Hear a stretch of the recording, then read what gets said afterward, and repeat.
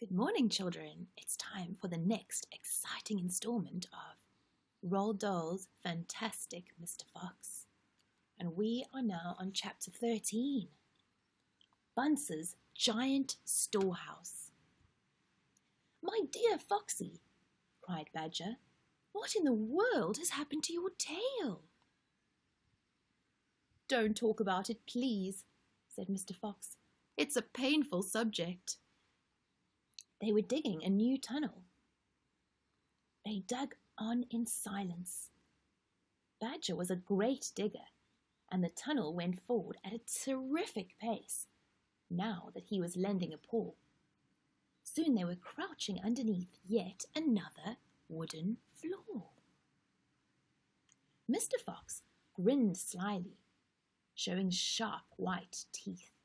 "If I am not mistaken, my dear Badger," he said, "we are now underneath the farm which belongs to that nasty little pot-bellied dwarf, Bunce.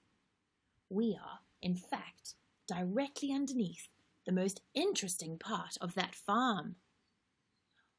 "Ducks and geese!" cried the small foxes, licking their lips. "Juicy, tender ducks and big, fat geese." "Exactly," said Mr. Fox. "But how in the world can you know where we are?" asked Badger. Mr. Fox grinned again, showing even more white teeth. "Look," he said, "I know my way around these farms blindfold. For me, it's just as easy below ground as it is above it." He reached high and pushed up one wooden floorboard, then another. He poked his head through the gap. "Yes!" he shouted, jumping up into the room above.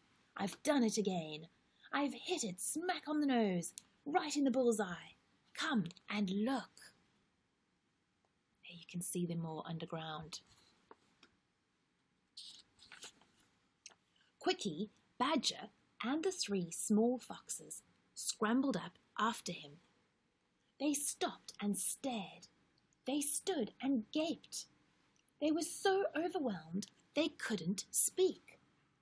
For what they now saw was a kind of fox's dream, a badger's dream, a paradise for hungry animals. "This, my dear old Badger," proclaimed Mr. Fox, "is Bunce's mighty storehouse." Look in that storehouse. You can see everything. All his finest stuff is stored in here before he sends it off to the market.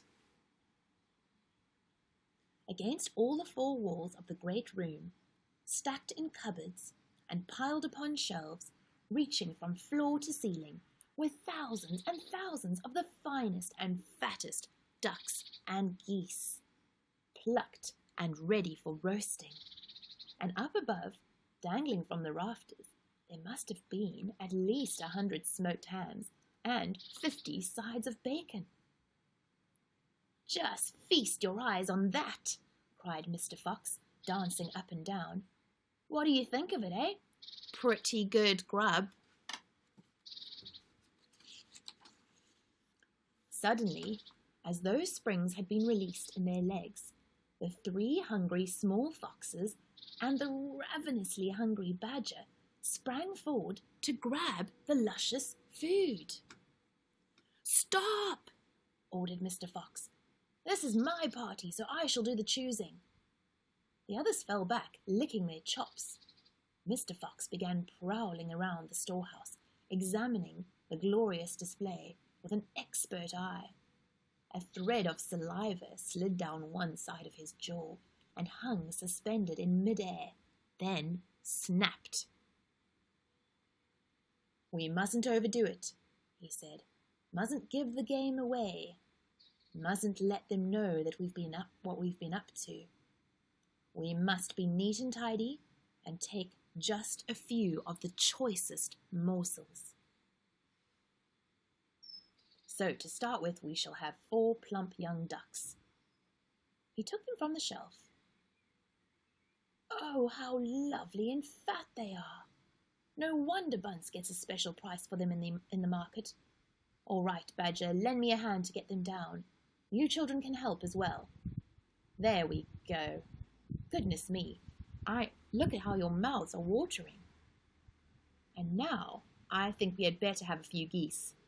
3 will be quite enough. We'll take the biggest. Oh my, you'll never see finer geese than these in a king's kitchen. Gently does it, that's the way. Oh, and what about a couple of nice smoked hams? I adore smoked ham, don't you, Badger? Fetch me the step-ladder, will you please? Mr. Fox climbed up the ladder and handed down 3 magnificent hams. You can see there. And do you like bacon, Badger? I'm mad about bacon, cried Badger, dancing with excitement. Let's have a side of bacon. That big one up there. And carrots, Dad, said the smallest of the 3 small foxes. We must take some of those carrots. Don't be a twerp, said Mr. Fox. You know we never eat things like that. It's not for us, Dad. It's for the rabbits. They only eat vegetables. My goodness, you're right, cried Mr. Fox. What a thoughtful little fellow you are. Take 10 bunches of carrots. Soon, all this lovely loot was lying in a neat heap upon the floor. The small foxes crouched close, their noses twitching, their eyes shining like stars.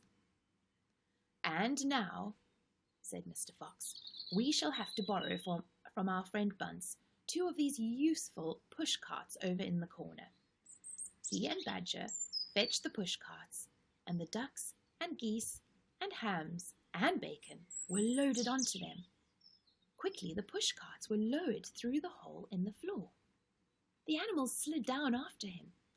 Back in the tunnel, Mr. Fox again pulled the floorboards and carefully put them into place so that no one could see they had been moved.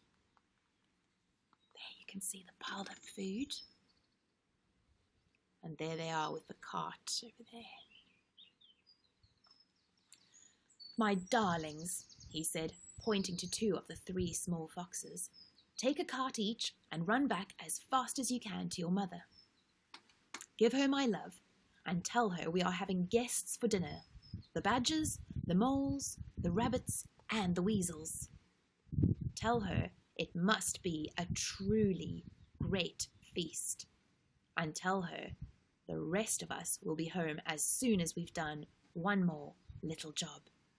Yes, Dad, right away, Dad, they answered, and they grabbed a trolley each and went rushing off down the tunnel. Right, that's all we have time for now. Next time we'll see what a great feast they have.